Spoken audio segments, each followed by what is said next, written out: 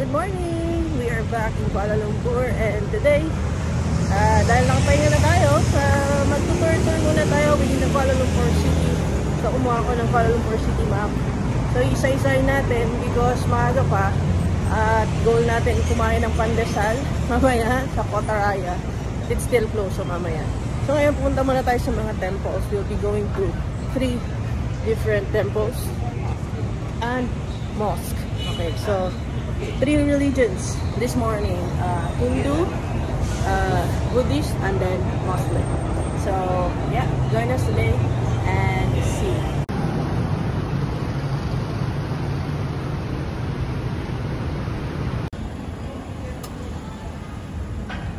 Italy. Pero hindi tayo dyan. Dito tayo. Straight.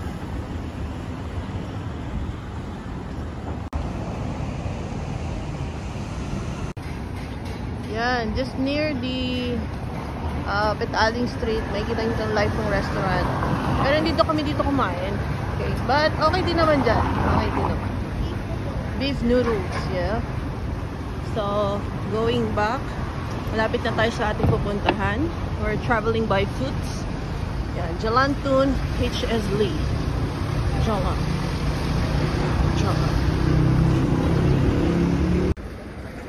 We've arrived, guys.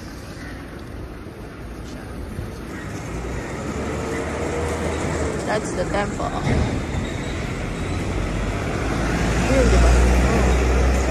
And here, Guandi Temple. Yan siya. Okay, so Guandi Temple.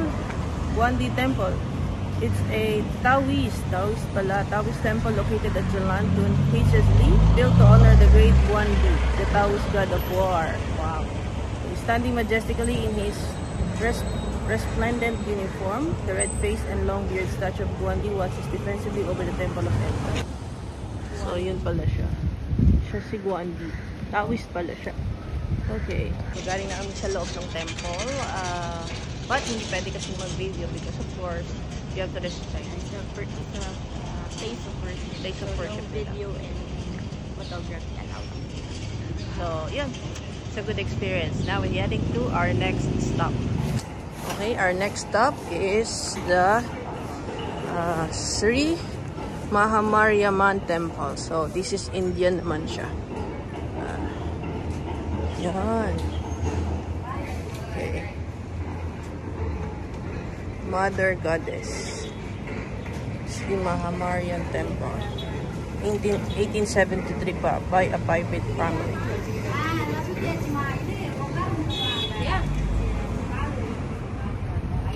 Okay.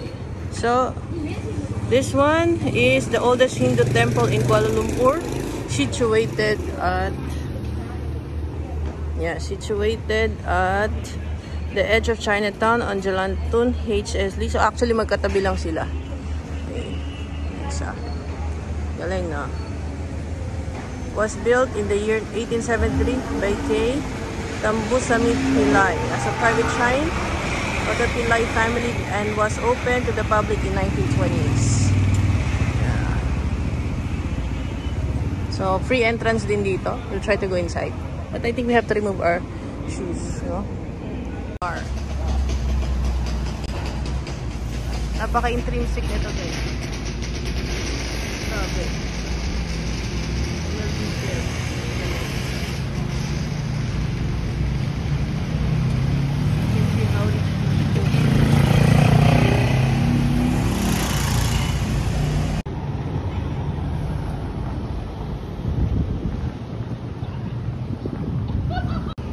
Okay, so we arrived.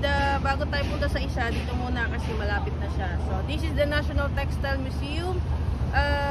Showcases the origins, development, and techniques of local textiles and accessories. Production that has influenced and shaped the fashion culture in Malaysia over the years. The museum is a household in beautiful old heritage building of Mughal Islamic style architecture directly opposite the Merdeka Square. Nandito yung Merdeka Square.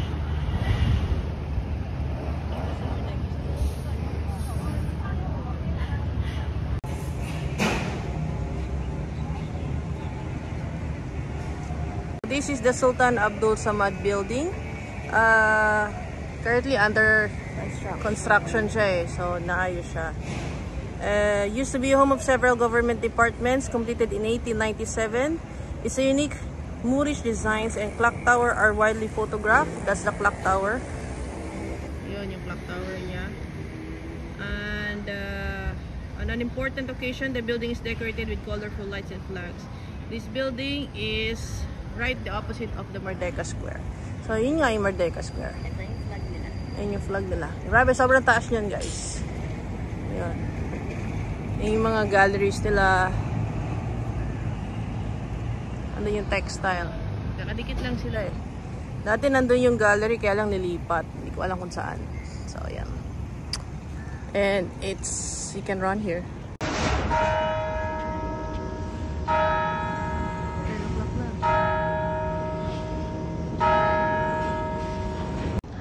Alright, so tapos na tayo. So, in just less than an hour walking, di ba? Ang bilis lang. Nakarating na tayong Guandi Temple, Sri Mahamaryaman Temple, Sultan Abdul Samad Jamek Square. Ito yan eh.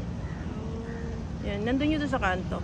Okay, formerly known as Masjid Jamek. Sultan Abdul Samad Building. Yan. And National Textile Museum, Merdeka Square, Petaling Street. So, Bird Park na lang, National Mosque. So, konti na lang. Bilis lang, di ba? Yun, so, enjoy pa rin maglakad. Lalo kung magta-travel-travel ka. Kasi doon mo mas nadidiscover yung mga lugar. And at the same time, ma-appreciate mo, no? Yung nasa likod kong building, yung kulay puti, sa likod itong textile museum, isa yun sa iconic buildings din nila dito sa Kuala Lumpur, Malaysia. So, yes, now we're heading off to our main target, our breakfast, the Filipino Pandesal. So, yan. Punta tayo sa may Kotaraya naman. So, this is the River of Life. May pausok, guys. Ano kaya yun? Ba't kaya may mausok? Parang may ano siya. Yun na lumalabas. So, that one, yun yung, ang pangalan nito.